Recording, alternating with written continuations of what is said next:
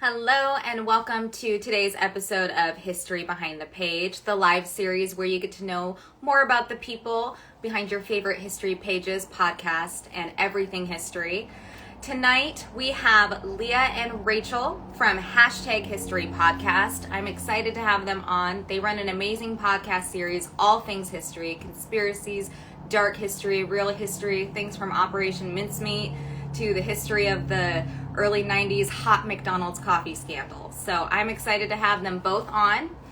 It is a live Q&A, so you are more than welcome to ask questions. I do ask on the bottom right-hand corner of your screen, there is a little question mark bubble. Go ahead and submit your questions in there, as if you do ask them in the comments, sometimes they do get lost. So let's get Rachel and Leah on. It'll be just a second.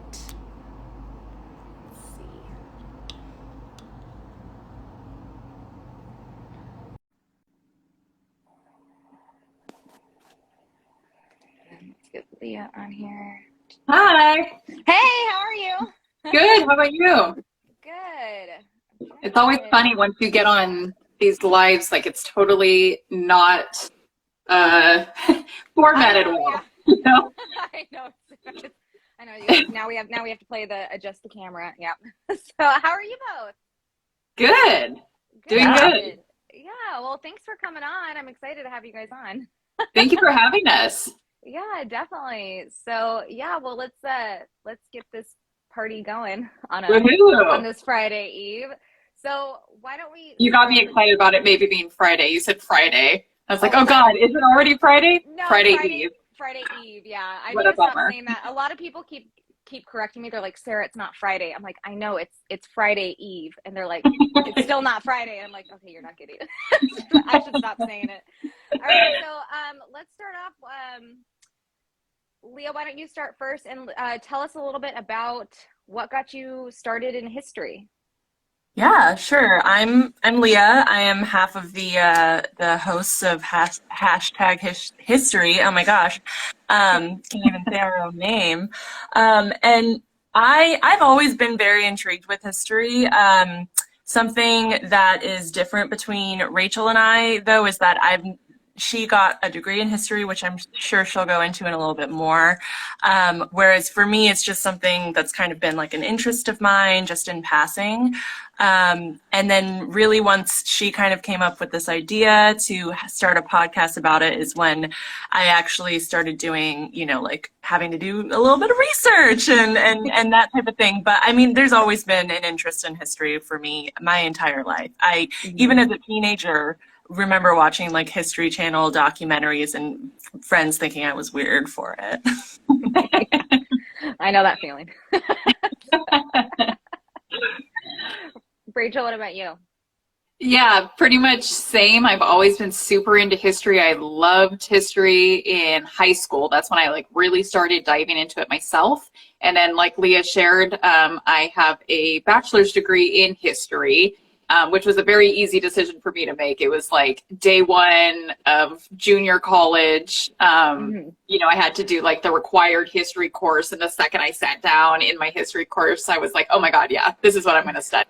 It was something I'd been noodling for a long time. And yeah, like first day I decided, yeah, for sure, I'm going to study this full time. So yeah, I've just always been super interested in history. I love history. Similarly, I watch a lot of history documentaries. And the things that just keep pulling me back into history are like those really controversial topics. We really love like historical cold cases, historical true crime, anything that has to do with histories, like controversies, corruption, that kind of stuff. And then I also super, super love women's history. Anything that's like feminist, female empowerment. Both of us are like right there for that. I love that. That's awesome. So how did you two meet? How did you guys become friends? Yeah, I see Rachel doing one of these. I'll take that one. We both have actually grown up dancing. So we went to separate dance studios growing up, and then I continued on at the one I'd been at since I was a teenager, and Rachel joined when I think it was like early 20s, Rachel? Yeah, I think I was right around like 21. Yeah. And so she joined the studio I was at, and I don't know, just instantly, I would say we clicked, and then later discovered we had this shared love of history and, like she said, true crime and stuff. But yeah, dance actually brought us together, which is a weird thing. Yeah, and especially as adults too. It's kind of a weird thing. Like we met in our 20s at a dance studio. But it's like the perfect dance studio for adults because it's everyone there is like fully acknowledges we're beyond the age of ever going pro. And we just dance because we love to dance and we grew up dancing, and it's like a good community. So yeah, it was a quick, easy friendship right off the bat. Yeah, that's awesome. So how did #History podcast begin? Where is this origin story of #History? I think the origins of it really are just that I am a huge podcast fanatic. I like always have podcasts going. I've been listening to podcasts for years and years, probably even before the majority of people were listening to podcasts. And so it was just something a few years ago that, I told Leah, I said, I think I have this vision of doing a podcast. And Leah was like, cool, I'll join you. She's like, cool, did you buy me a microphone too? Because we're doing this together. And it ended up, I was so glad that she did that because it has been so much fun doing it together. It makes the podcast so much better to have, back and forth conversation, to have sometimes me telling the story, sometimes her telling the story. It makes it really, really fun. So it kind of just came out of a love of podcast in general. And then it was a quick and easy decision to have that revolve around history, since that is a shared love of ours. And I'll just interject here that podcasting was really the one thing that Rachel hasn't done, because she is like amazing and does so many things. She writes books. She, writes for a local newspaper. She does all this stuff. So she just had to add one more thing to her resume. You're absolutely right. That is what it was. My overachieving self needed one more thing. I absolutely love that. So when did #History start? When did you guys start doing this? I want to say 2019. Does that sound right? I think it was summer of 2019. So we started just before the pandemic. And then that quickly happened. And then we had to kind of switch gears. But one thing I will say is, as you know, there's so much to be said about the pandemic. I'm not going to go into that, but one thing it did give us is the opportunity to really focus on the podcast, like the first, year of its, life, if you will.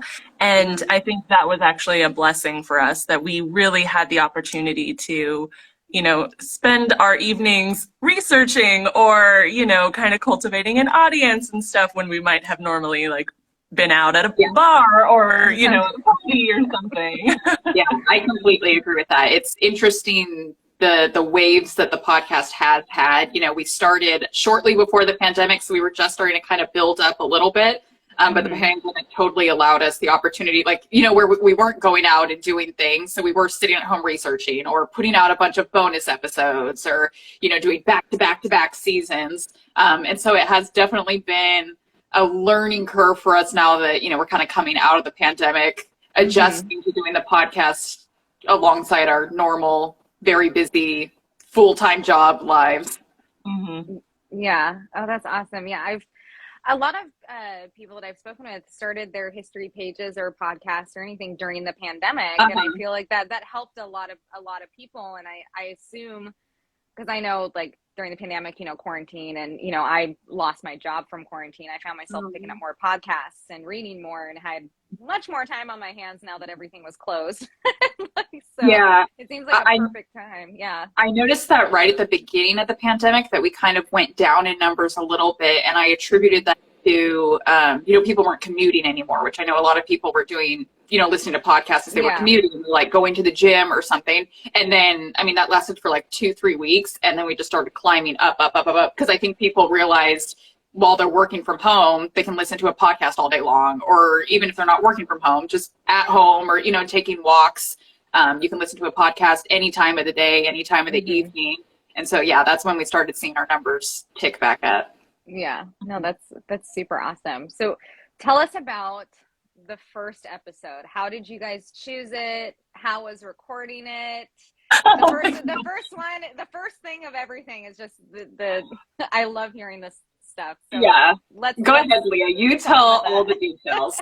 Well, I can say I'll speak to just the topic really quickly. We covered Chappaquiddick, the Chappaquiddick incident. For anyone that's not familiar, that was an incident involving Senator Ted Kennedy, who drove his car off of a bridge into a lake. He had a woman in the car with him, and he left her to drown as he escaped from the car, didn't report it immediately, and he ended up essentially getting away with it. So it's a topic that has always fascinated me because it has all of the elements that I love. It's like political scandal, American history, kind of true crime-esque, but also, you know, coming from a place of respect for this woman that lost her life, and, you know, how valuable and meaningful she was.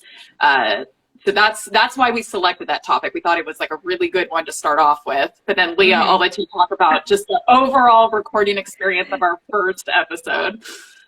So we had no idea what we were doing. Let me say that first. And I think we both agree that we ask folks not to start with the first episode, or really the first season of our podcast, because quality, you know, the quality is just not there because, again, we didn't know what we were doing. I was recording off of just like a webcam, like, you know, one of those like Logitech webcam microphones. And I'm pretty sure I actually had it set up underneath me and like recording my chin.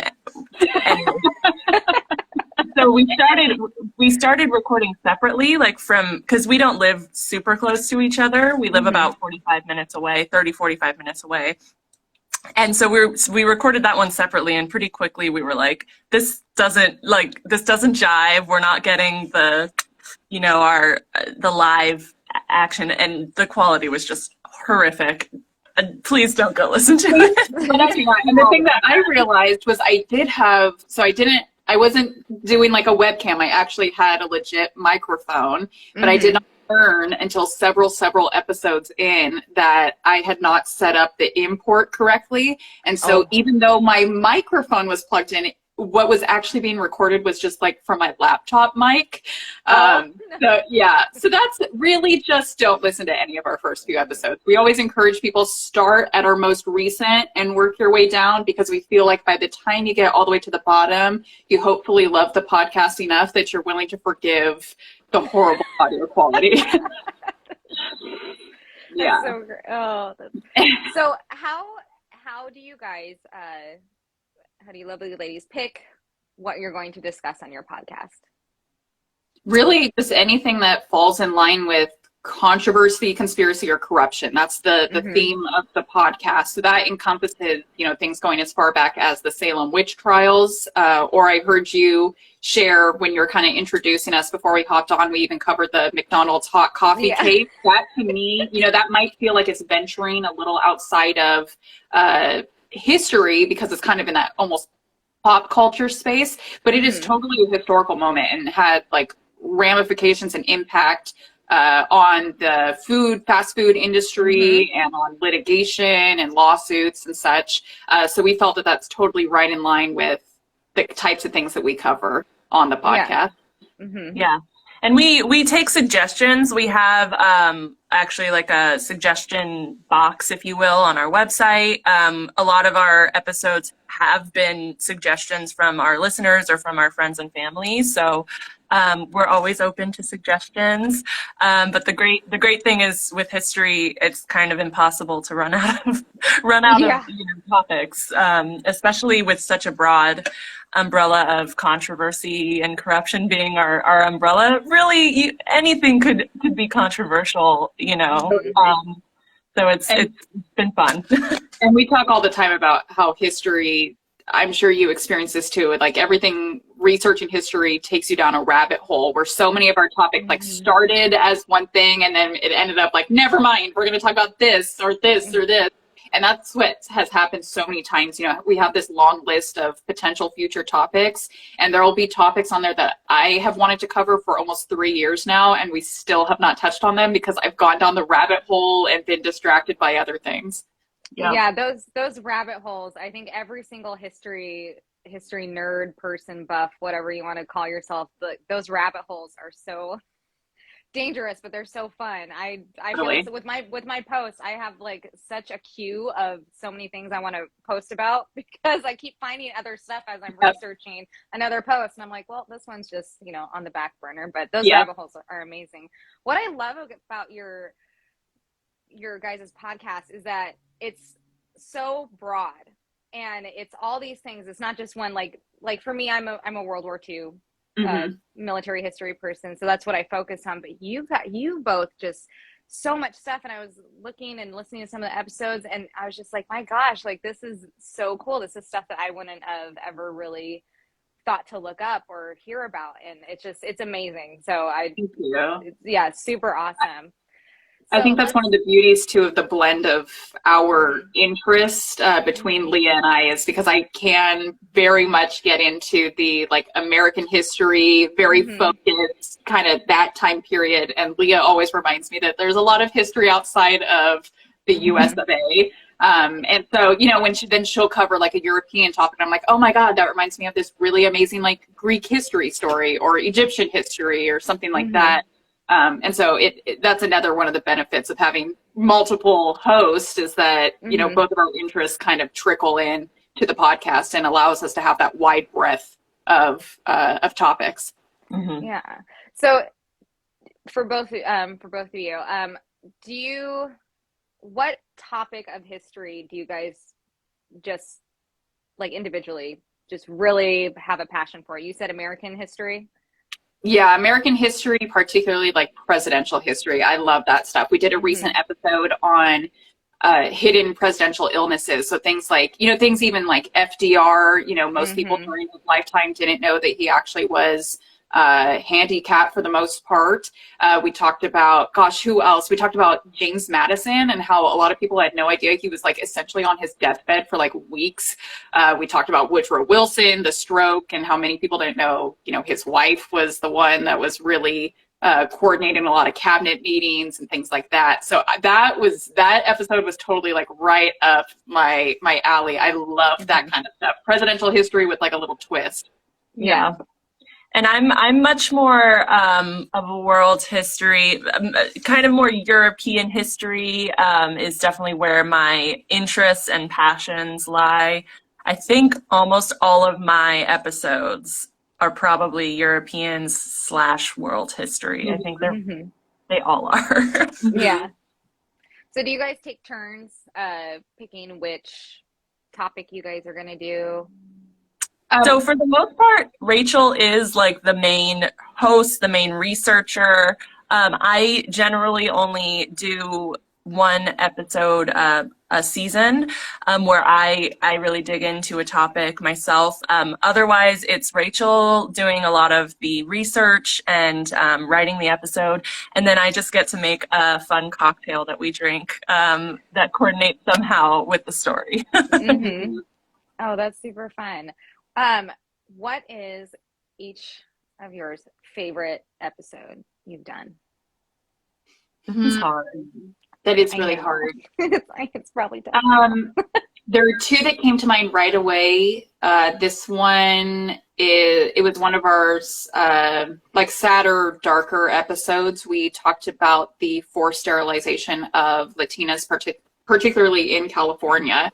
And that's a history that I think a lot of people don't know about. And so I loved the opportunity to dive into that, because I think we're both from California. We're California girls. We got a lot of state pride over here. But I think what happens a lot with, you know, the perception of California being perceived as like, you know, a very progressive state, is a lot of people don't know some of the dark history about our state, and that we were you know, like at the forefront of the eugenics movement and sterilization. And so although it was, you know, a really harrowing topic to cover, I really loved getting to cover that. And then the other one that just came to my mind, we talked about the sinking of the Titanic, and for whatever reason, that one was just really fun too. That sounds dark to say fun, because it's an awful story, but it's just one that, you know, like everyone knows about. It was fun to dive into, you know, different theories and even conspiracies kind of surrounding the sinking. Yeah. Yeah, mine, of all the ones that I've personally researched, is definitely Operation Mincemeat, Yeah. which was, Yeah. yeah, that was such a fun story to research and to tell. I loved that Rachel had no idea what it was or anything, so to be Yeah. able to like see and hear her reactions while I was telling it was just great. And that's actually Yeah. one of the episodes we get the most feedback on, the most people saying like, "Oh my God, that was wild." Or that's like the episode how they found us too. Yeah. Yeah, it's a crazy story. They actually just came out yesterday with a Netflix movie Yes. with Yes. Colin Firth for Colin Firth, Operation yes. Mincemeat. Yeah, I did a post on Operation Mincemeat, and so crazy listening to all these deception tactics that we did before D-Day, and it's And just crazy. Yeah. I love just thinking of it in like a more modern sense that there was like, I try to think of it like us nowadays, like office life, that you were put on like an ad hoc committee to come up with a fake identity card, or just how fun it Yeah. would be if you were like on that operation where, generally it's like your day-to-day mundane tasks, and all of a sudden you got put on this really cool task force. So that's something I always like to do with our episodes too, is like put ourselves in the shoes of those people and how they would have felt and what they were thinking and feeling as this event was occurring. Yeah, because I mean, you couldn't really. I mean, now Operation Mincemeat, you can do something like that nowadays because we've progressed so far. But it's so intriguing just thinking about what they did, It's so in great. history. It's so great, all the way down to like wearing the uniform that the corpse was going to wear, like wearing it around the office for weeks so it would get some wear and tear. It's so great. I know, it's super amazing. So let's get to a question. There's actually a question on here that for both of you.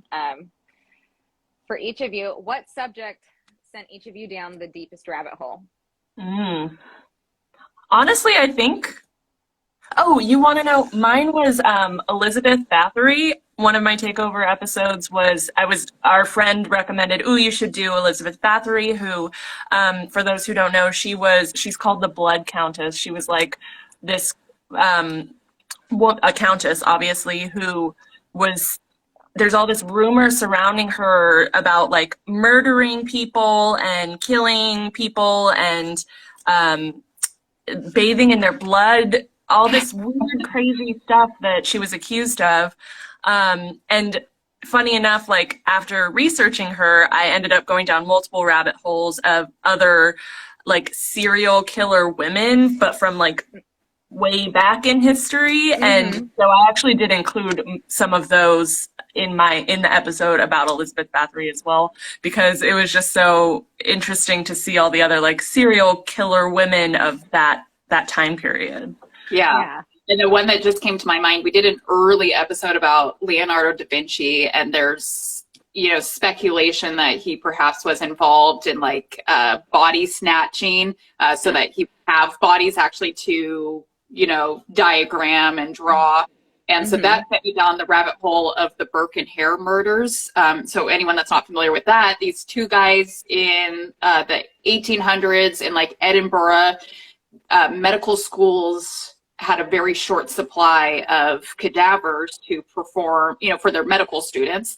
And so Birken hair, these two guys, they were getting paid by the medical school to provide, like they would like watch out the graveyards, wait for people to leave, and then they would snatch the bodies and sell them to these schools, and they were making a living that way. It's a wild story, and it was a very, very popular thing to do during this time period, was to get money for snatching like fresh, recently decomposed bodies.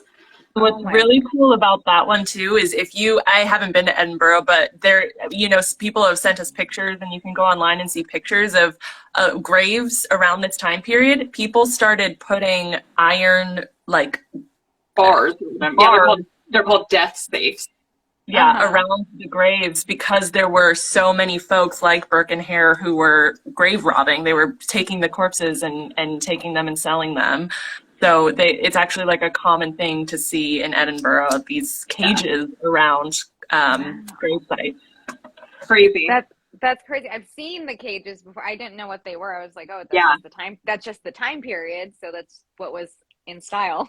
It was super common. Like families would, after they would bury a loved one, would end up like hanging out at the grave for several weeks afterwards, sometimes to ensure that no one robbed the grave. And after, a certain period of time, no one's interested in the bodies anymore. These medical schools needed fresh, for lack of a better word, fresh bodies, fresher bodies.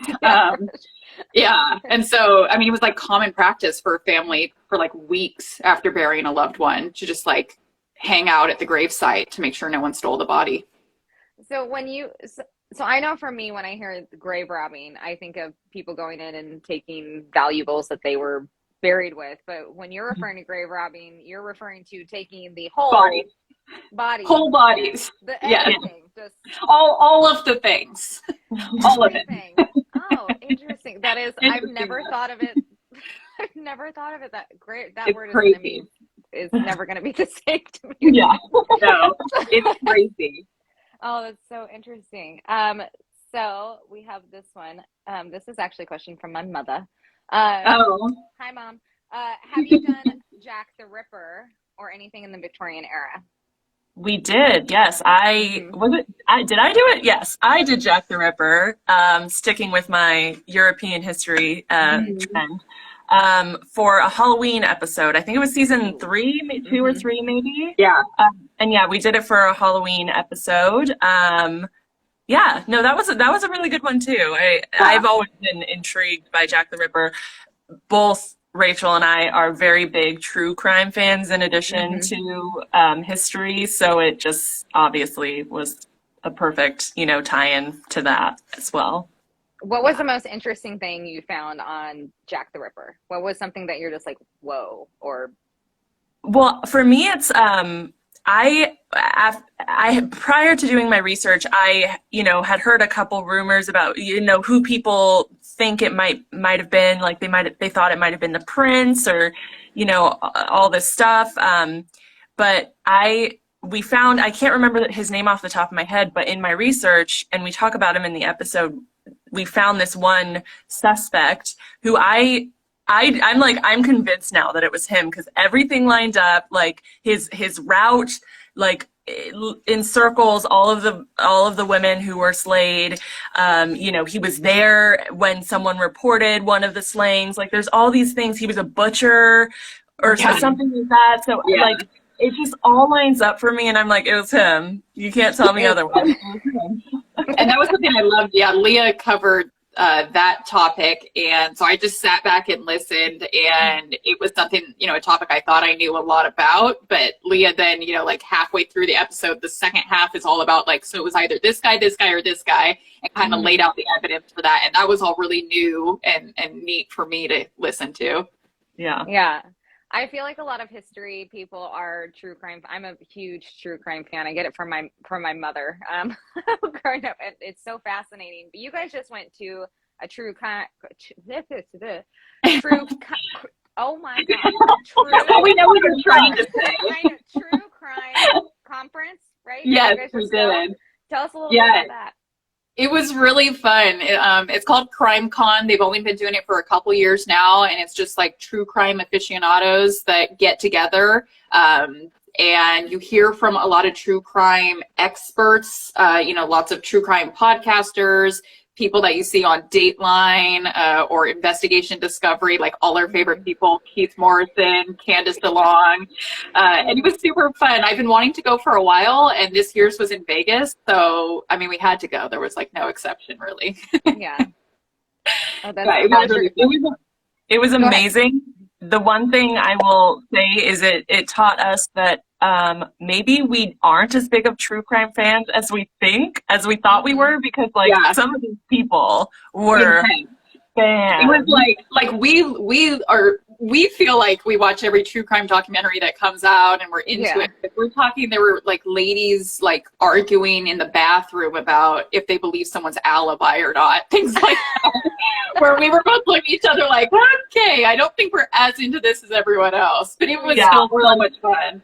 When Keith Morrison was up on stage, I was sure someone was about to throw a bra up on the stage. Like, they were treating them like they were rock stars. Like, the Dateline, they were It was He intense. literally told what his like breakfast oatmeal routine is, and women were going crazy.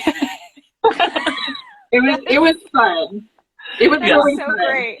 The next Crime Con is in Orlando towards the end of next year, and that feels a little too far out for me to officially say what I'm doing with my life. But if I am available, I would totally go again. It was super fun. Yeah. Oh, that is super awesome. That sounds actually really fun. And it's probably nice really now fun. that, you know, the pandemic is slowing down, all these things are opening up again, Mhm. you know, going to Crime Con and all that stuff. So, Yeah. So speaking of true crime, you guys have true crime on your podcast.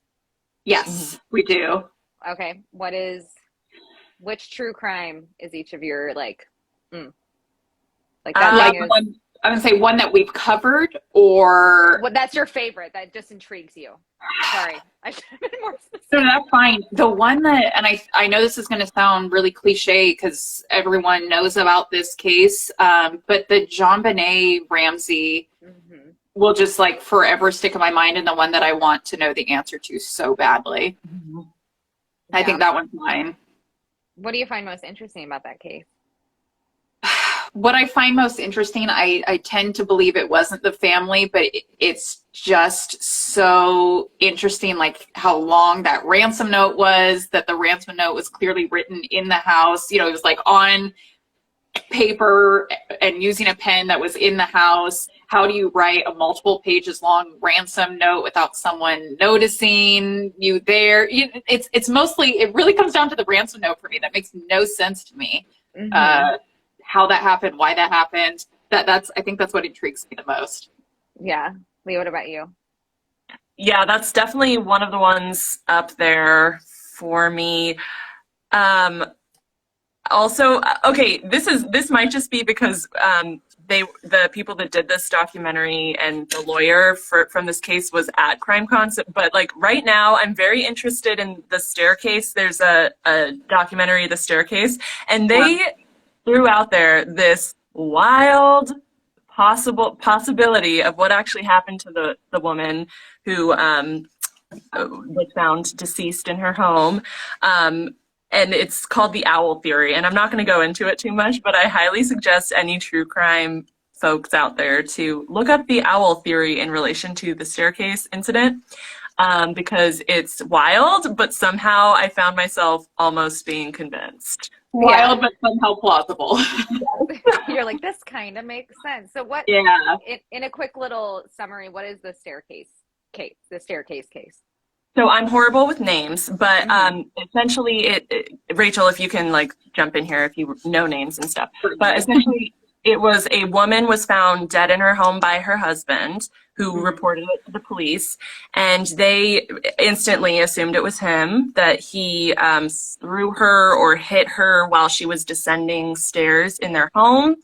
And there's a whole documentary about it. I believe they have at least one Dateline episode about it. All this stuff, because there was such a compelling story saying, no, it wasn't the husband. Here's all the reasons why, here's all the evidence as to why, including this owl theory, which again, I won't go into too much, but it's a really interesting case because I think a lot of the evidence contradicts itself. And yeah, I think it's just kind of gotten a lot of attention for that reason. Yeah, I think a lot of the attention drawn to it also relates to this documentary about it was being filmed in real time. It was this like documentary crew that was doing like a research project on the American criminal justice system, and they had heard about this case, and so they were filming in real time alongside Michael Peterson, the husband in this case, as he's like going through the trial. So that's what makes it even more interesting, is like watching the defense team preparing for the trial, getting to watch the trial in real time. It's a wild story. That's interesting. I'm gonna definitely have to look up that doc. I can't speak today. I don't know why. It's all right. That documentary. It's Friday Eve. It's Friday Eve, which means, just for everybody who's not, it's Thursday. It's Thursday when I say that. I love asking this question because I find it so fascinating. But for each of you, if you could meet one person in history, who would it be and why? This one's so hard. We've been asked this I know before. it is. It's a good question, and I know it gets asked a lot, but it really makes it makes you think. Yeah.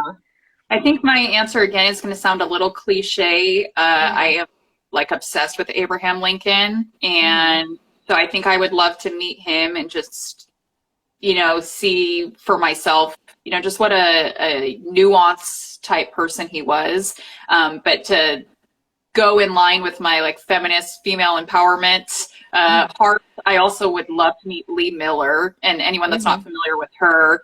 She was World War II era. She was, taking pictures on the front line. She was the first woman to do that.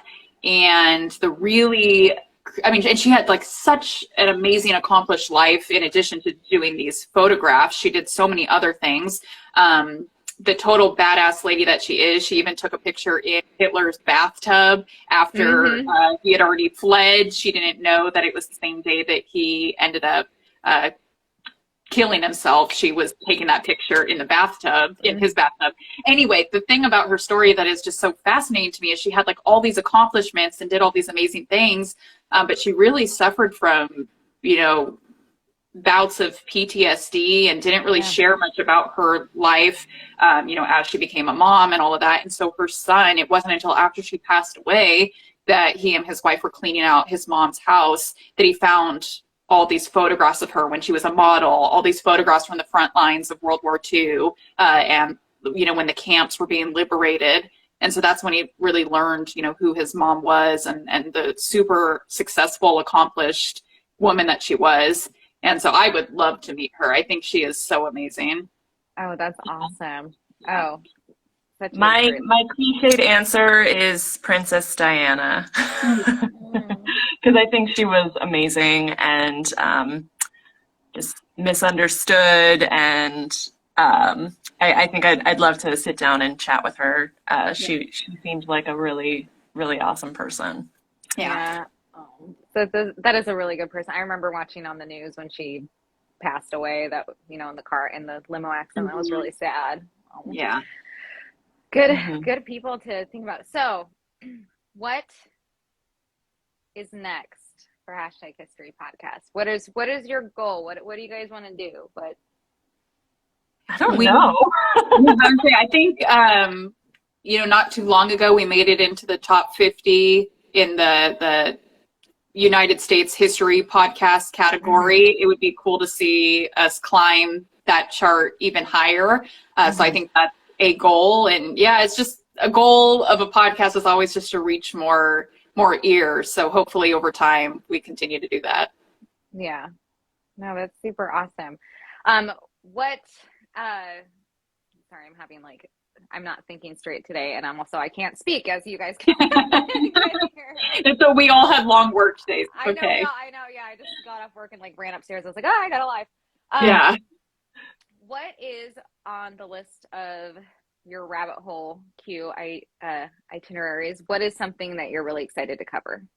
That is a great question. Give me half a second. I have our list of topics we're hoping to cover in the next season, and I'm happy to give a little sneak peek. Yeah, a little sneak peek. You don't have to give it away. One of the topics that I intend to cover in the next season is the War of the Worlds, the radio broadcast that Orson Welles did. That's something I've been wanting to cover for a really long time, and there's so much corruption and controversy surrounding that. And so that's something I'm really excited to hopefully dive into next season. Yeah. We have the longest list. It's literally like a 10-page document of topics that I don't have access to right now. But I definitely want to dig into not just European history, but maybe do something something from African history, or do something from Asia, which is our realms we haven't really touched yet. So that's definitely on my eventually list for sure. Yeah, that's I amazing. agree. That is super awesome. Oh, we have a question here. All right, let's see. Why isn't it popping up? Oh, there we go. Have you traveled anywhere for an episode? Or if you haven't, where would you like to go? So Go ahead. nothing for an episode, at least not me particularly. I know we've both been to a couple of historic places that ended up being in episodes. I went to some castles in Germany, which inspired me to do a hasty history episode, which is like a little tiny, like bite-sized 15-minute episodes that we do. And it inspired me to do that on the king that lived in that castle in Germany. So that was definitely really cool to see, like a historic place like that. Rachel, I know you have a couple too. I was going to say similarly, like I haven't necessarily traveled anywhere for an episode, although every episode we cover, Leah's is not true. Like at the end of every episode, we're like, okay, add that to the traveling bucket list. Go like check out that place. Every episode is like that.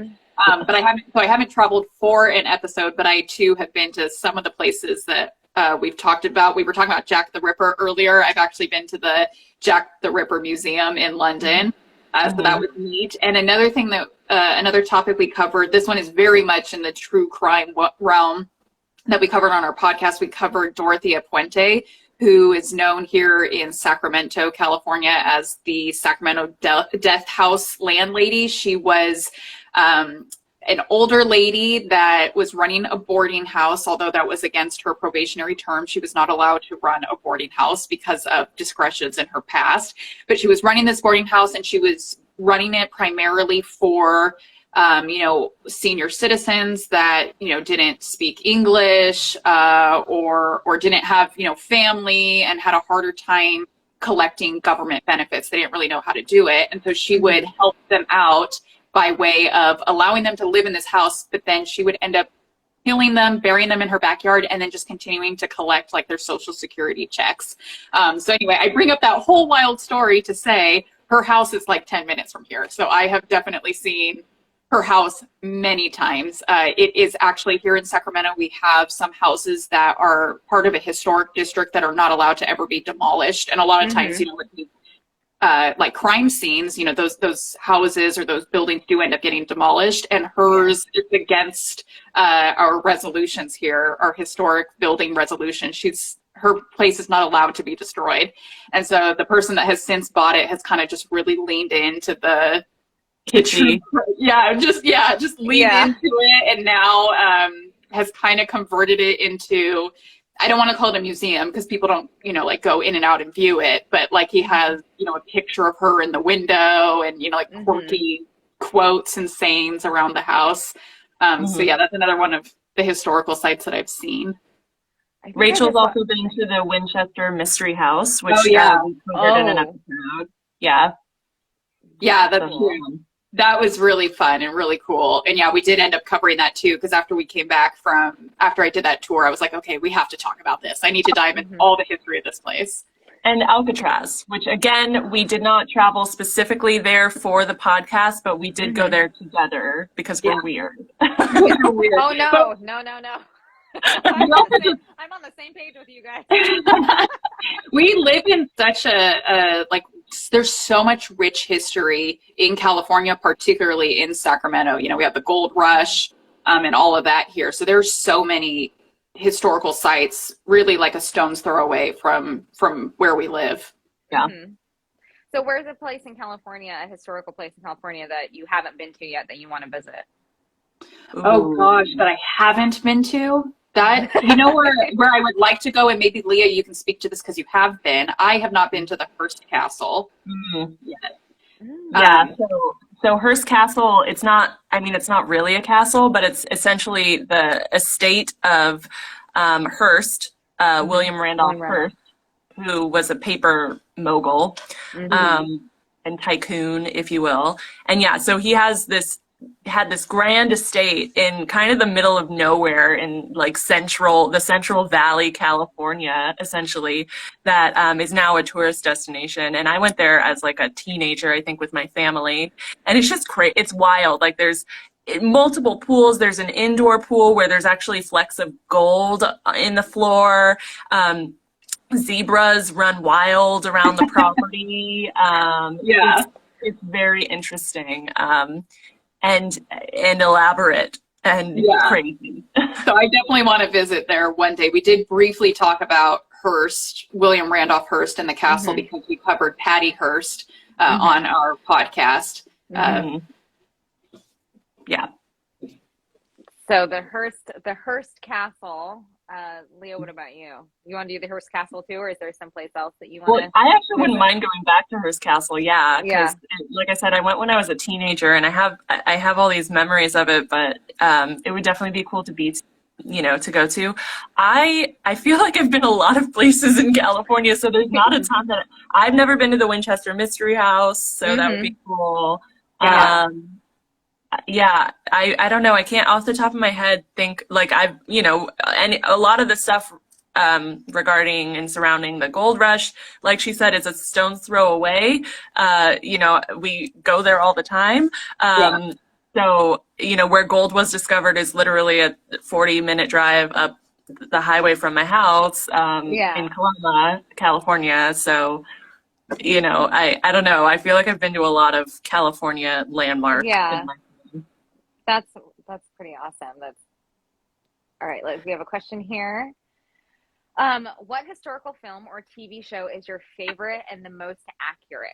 I think Leah has to talk about this one completely because I am so obnoxious when it comes to like historical films or TV, because I am the number one person that's like, that didn't happen like that. That's not true. And then I can't enjoy it. And that's something I don't like about myself, because then I find no enjoyment in it. So Leah has to speak to this one completely, because she loves historical fiction. Yeah, I was gonna say I can't speak to like what's the most accurate, because that's not what I watch TV and movies for. I'm not like you. I'm not like comparing and contrasting or whatever.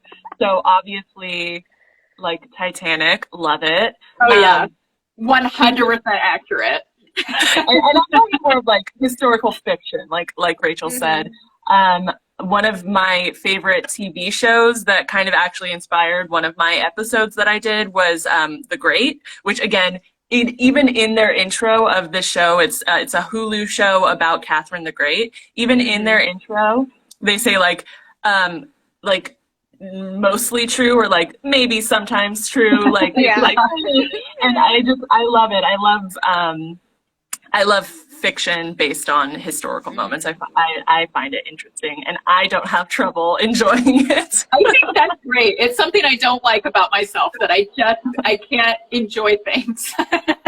Rachel, I'm the same way. I'm the same way with stuff too. But I do enjoy like historical. So let's, instead of like the accuracy, what is each of yours favorite history movie that you just enjoy, that you're for pure entertainment? Movie.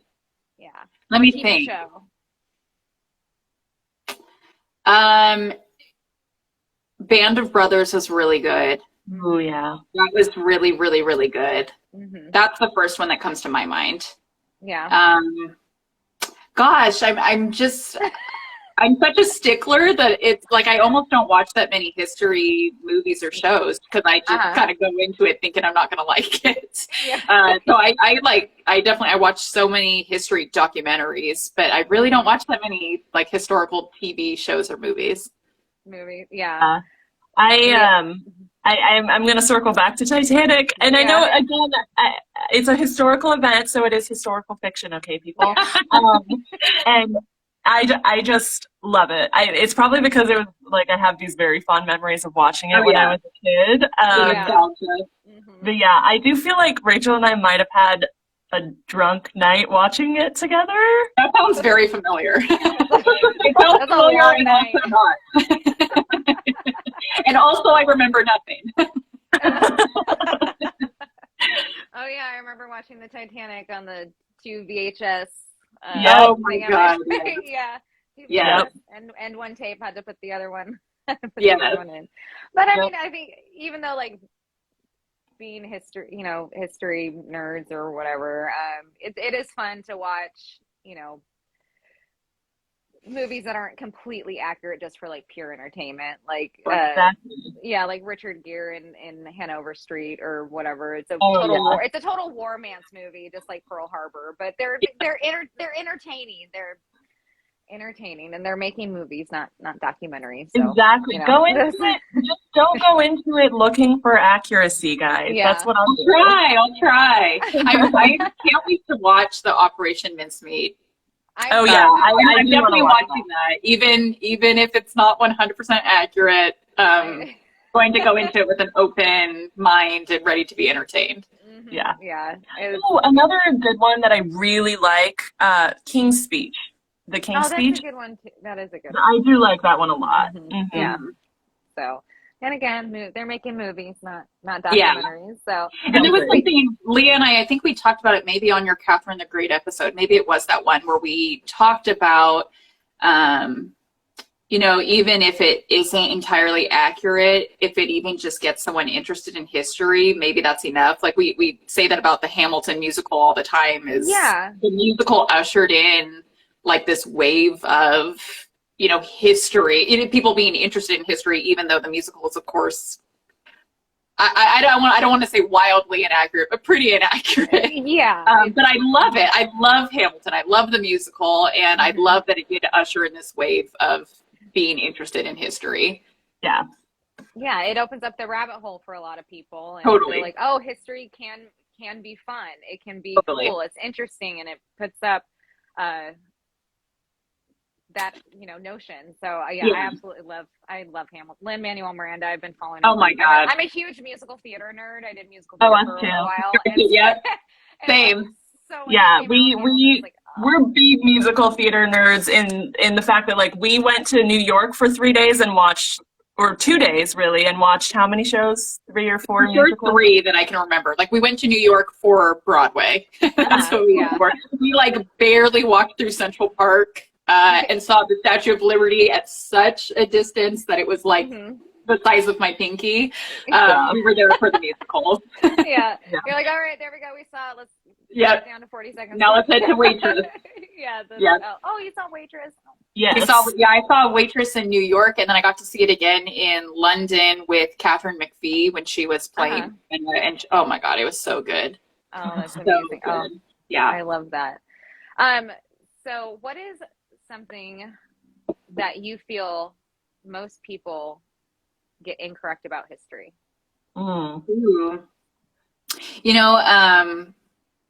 The one that keeps coming to mind, just because we've mentioned it a couple times already, is the McDonald's hot coffee case. A lot of the episode, within that episode, a lot of what we did was debunk the myths surrounding that story. A lot of people, I think, just generally assume that is someone that was just like litigation happy, spilled some coffee on herself, and just tried to make a lot of money from it.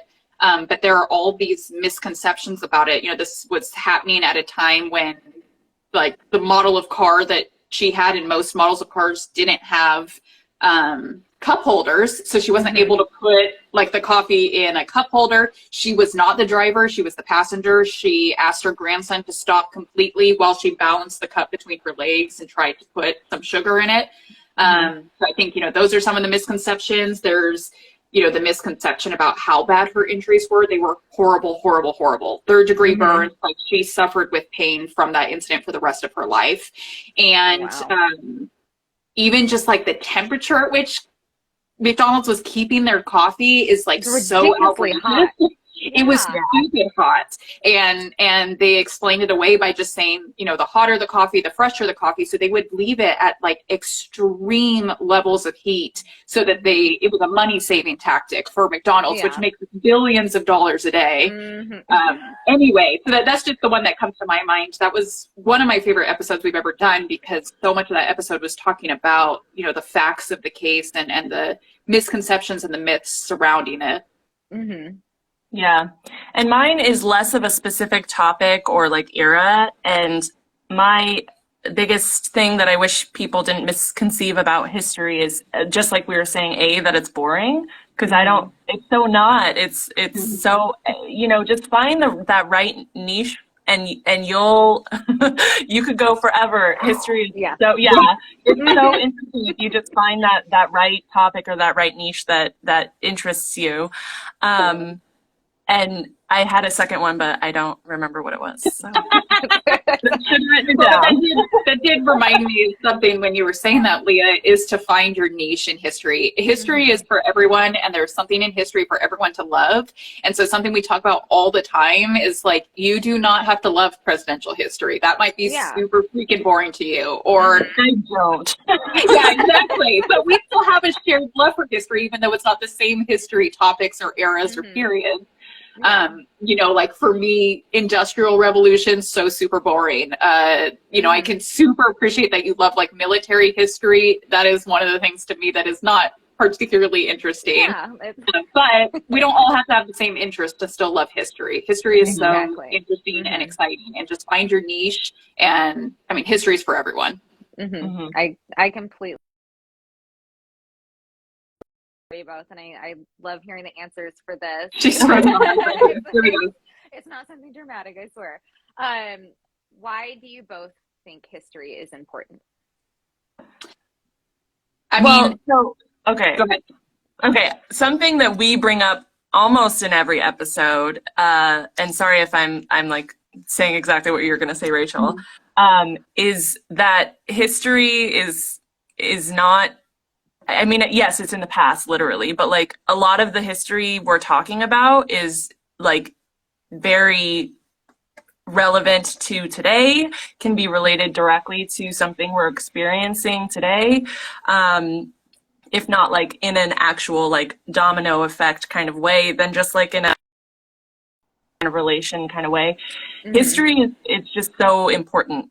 And that's something we bring up constant in almost every single episode, is like it's so relevant, and it is what makes us, every single one of us, who we are. And I'm going way too deep. Okay. No, I love it. You're totally fine. It's awesome. You know what? And that wasn't exactly what I was going to say, but I want to piggyback off of it to say, like, for example, it was an unfortunate coincidence that the week that we dropped our episode about the American Indian boarding schools was also the same week that all of the those hundreds of bodies were found at the Canadian residential schools. And so we see that all the time. Like when we cover a topic, there's always this through line that is unfortunate. It's like, why are we still talking about this? Why is this still a present day issue? And so it is interesting to see how far back those issues do go. And I think so for me, you know, one of the reasons why I like studying history is that it helps me feel better about our future. Even if, you know, to see that there is progression, even if it's tiny, small steps, or sometimes I'm even just encouraged to see that, like, we're not any worse than our ancestors, you know, like we learned something, we're like, oh, we were jerks then too. So like, what's going on right now? We've repeated this. We've done this before. We haven't gotten worse. Society hasn't gotten worse. We've just literally stayed the same. you know? Stayed the same, or maybe a very, very slight incline towards progress. Or not a straight line upward, more of a wave. But I am encouraged oftentimes even just to see, like, oh, okay, we are indeed repeating history, which means we haven't gotten worse than we used to be. And that's the thing with history, you know, we may repeat ourselves, but we also see the progression that we've made from, you know, back then to where we are now. So that's, I think that's very important for people to understand. So that hour went by super fast. This is so it really did. It really did. I absolutely love it. Thank you, Leah and Rachel, so much for coming on. I appreciate it so much. Why don't you let everybody know where they can find you guys at? Sure. Well, thank you for having us on. This was super fun, and we love your page, and it was really fun to be here. We are, I mean, I realized we didn't really share this. We're the #History Podcast. We're the host of the #History Podcast, and you can find us on Instagram at #history_podcast. We also have our website. It's #history-pod.com. That's where you can learn more about us, about the topics that we've covered, and fun stuff like our merchandise and our Patreon and all that is over there. Otherwise, we are available on all podcast streaming platforms. We drop new episodes every Tuesday. So we would love if you came and listened to some episodes, shoot us a message on Instagram, send us an email. We love connecting with listeners.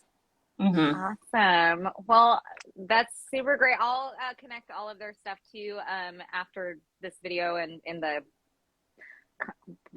comment thingy, whatever it's the post. Yeah. Well, thank you both so much for coming on. I really appreciate it. And you guys have a great night. Thank you. You too. Yeah. All right. Bye, guys. Bye.